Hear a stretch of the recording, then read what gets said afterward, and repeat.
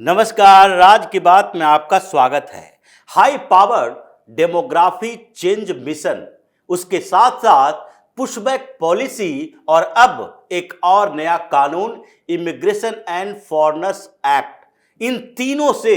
एक साथ ऐसे तहलका मचाया जा रहा है जिसके कारण सबसे बड़ी समस्या ममता बनर्जी की पड़ी है और थोड़ी समस्या सीमांचल के जिलों के विधायकों की, सांसदों की, पार्टियों की बढ़ रही है। यही तो वजह है कि आजकल ये लोग कोशिश कर रहे हैं कि कैसे भी घुसपैठियों को प्रोटेक्ट करने के लिए या तो सुप्रीम कोर्ट से कोई सहारा मिल जाए या फिर किसी तरीके से ऐसे एजेंडे पर काम करें, हंगामा करें, जिसके कारण सरकार अपना ये पुशबैक मिशन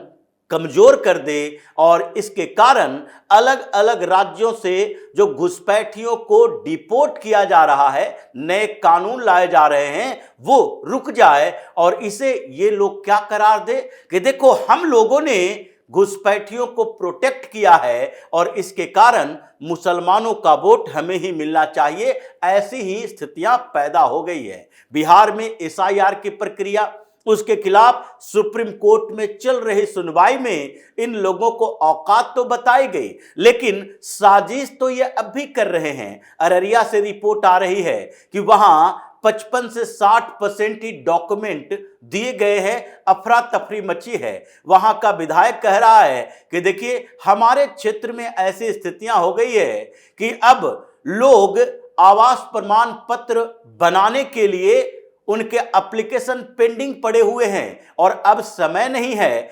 1000 से ज्यादा लोगों को एक दिन में आवास प्रमाण पत्र मिलता नहीं, तो एक ब्लॉक में अगर ऐसे ही 1-1 हजार करके मिलता रहा तो 50 दिन लग जाएगा। 50,000 से ज्यादा लोगों ने आवास प्रमाण पत्र के लिए एप्लीकेशन दिया है। लेकिन ये एक जगह की समस्या नहीं है, ये समस्या अररिया के साथ किशनगंज की भी है जहां 70% मुस्लिम आबादी है। ये पूर्णिया की भी है, ये कटिहार की भी है। लेकिन उससे आगे बढ़ते हुए सबसे ज्यादा समस्या कहां है? पश्चिम बंगाल में। और पश्चिम बंगाल में ममता बनर्जी को यह लग चुका है कि अब एसआईआर की प्रक्रिया तो होगी ही, उसके साथ एनआरसी भी होगा और साथ ही जो बॉर्डर डिस्ट्रिक्ट हैं, यानी कि 9 जिले जो पश्चिम बंगाल के बांग्लादेश के बॉर्डर पर हैं, वहां जो लगातार एक्शन लिए जा रहे हैं, उसके कारण पूरे पश्चिम बंगाल में ममता बनर्जी की स्थिति कमजोर होने वाली है। वहां मुस्लिम लीडर ये कोशिश कर रहे हैं कि अब लोगों के बीच, यानी कि मुसलमानों के बीच ये बात पहुंचाएं कि ममता बनर्जी अब तुम्हें प्रोटेक्ट नहीं कर सकती है, अब हमारे साथ आओ। जिस तरह से वक्फ बोर्ड के मुद्दे पर इन लोगों ने मस्जिदों में अनाउंस करवाया था, वहां क्यूआर कोड दिए थे और लोगों को जोड़कर हंगामा करने की कोशिश की थी, उससे भी बड़ा हंगामा करने की तैयारी चल रही है। लेकिन इस बीच ममता बनर्जी की परेशानी बेहद बढ़ी हुई है। वो ऐसी बौखलाई हैं जैसे उनको लग गया है कि अब सत्ता हमारे हाथों से चली गई। इसलिए वो हर मुद्दे पर, चाहे एसआईआर को लेकर हो या फिर दूसरी तरफ पश्चिम बंगाल में जो अमित शाह ने कहा कि बॉर्डर इलाकों में 30 किलोमीटर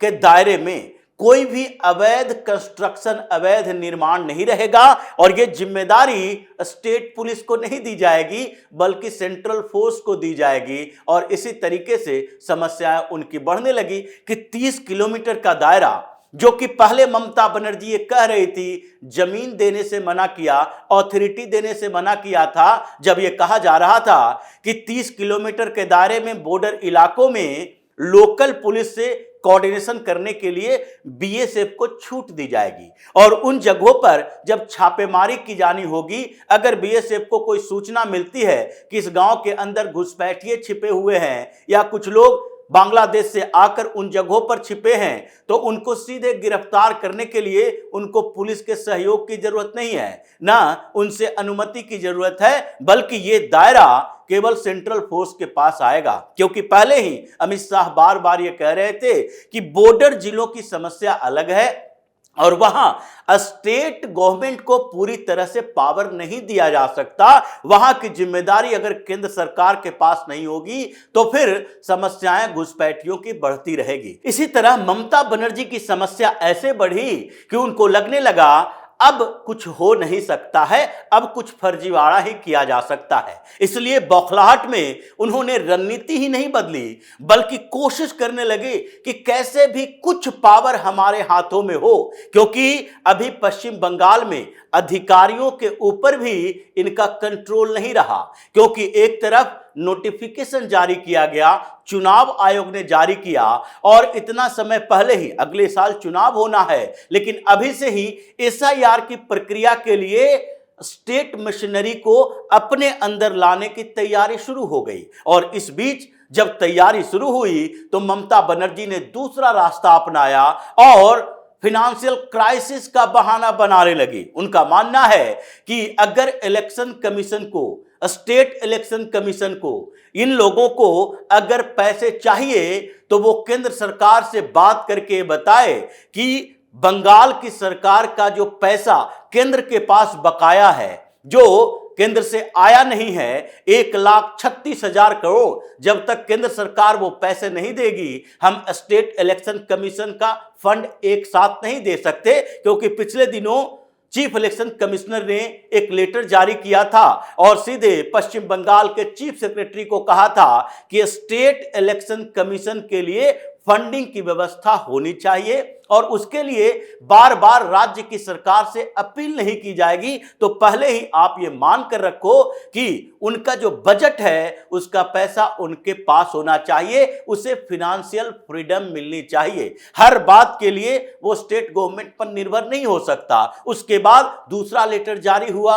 और फिर कहा गया कि ब्लॉक से लेकर डिस्ट्रिक्ट तक और उससे ऊपर स्टेट इलेक्शन कमीशन सीईओ तक, ये सारे लोगों की ये पूरी टीम तैयार होनी चाहिए। कोई भी पद खाली नहीं होना चाहिए चुनाव से जुड़े हुए। इस पर भी ममता बनर्जी की परेशानी बढ़ी, क्योंकि वहां तो कम से कम 2.5 करोड़ ऐसे मौलाना घुसपैठिए हैं जिनके ऊपर न केवल वोटर आईडी कार्ड से नाम बाहर करने की बात चल रही है, बल्कि उनका तो एनआरसी होगा, वो डोमिसाइल खत्म हो जाएगा, नागरिकता खत्म होगी और डिपोर्ट किया जाएगा। इसलिए जब इन मामलों में हंगामा चल ही रहा था तो एक नया कानून भी आया और उसे लागू कर दिया गया। अमित शाह, जो कि गृह मंत्रालय की तरफ से नोटिफिकेशन आया है, उसमें इमिग्रेशन एंड फॉरेनर्स एक्ट में साफ तौर पर कहा गया है कि अगर किसी के पास जाली दस्तावेज है, अगर किसी के पास जाली पासपोर्ट है, अगर कोई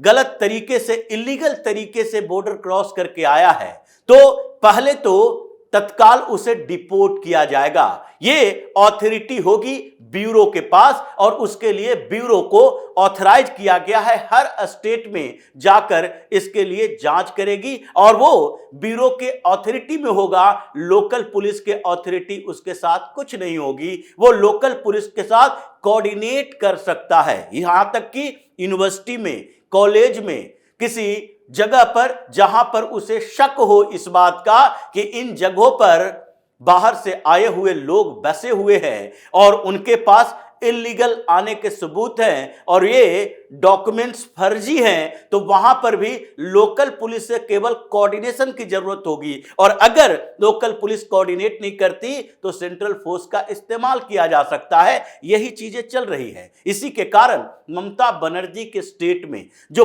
पावर है, अभी लोकल पुलिस के पास पावर सीज हो चुका है मौलाना के मामले पर, घुसपैठिए के मामले पर, क्योंकि बॉर्डर इलाकों में तो पहले से ही 30 किलोमीटर तक अवैध निर्माण हटाने की बात कह दी गई है, आदेश दे दिया गया है। और उसके अलावा जो बॉर्डर डिस्ट्रिक्ट 9 हैं जहां पर मुसलमानों की आबादी 50% से ज्यादा है, उन सारे जगहों पर अब इलीगल पहचान की जाएगी। ये बांग्लादेशी घुसपैठियों की पहचान करने के लिए इसी इमिग्रेशन एंड फॉरेनर्स एक्ट का इस्तेमाल किया जाएगा, जिसके लिए एक टीम बनेगी और वो सेंट्रल टीम होगी, जिसके कारण ये ममता बनर्जी जो लोकल एडमिनिस्ट्रेशन का इस्तेमाल करके, पुलिस का इस्तेमाल करके फर्जी आधार कार्ड, फर्जी राशन कार्ड, फर्जी आवास प्रमाण पत्र बनवा रहे हैं, ये इनकी पूरी कुंडली खोलने के लिए उनकी अथॉरिटी काम नहीं आएगी, बल्कि सेंट्रल अथॉरिटी इसके लिए जिम्मेदार होगा।